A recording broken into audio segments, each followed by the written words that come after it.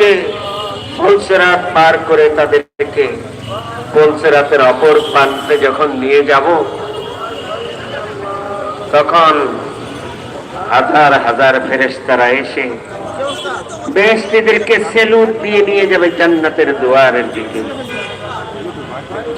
কতই না সুন্দর এই কোরআনের সূরা জুমারের এই আহ্বান মহান রব্বুল আলামিনের পক্ষ থেকে। ফেরেশতারা এসে বলবে ওয়াকালুল হামদ ওয়াকালা লাহুম খাজানাতুহা সালাম।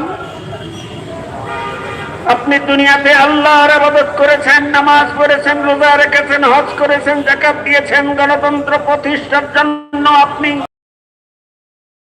আপনাকে স্যালুট।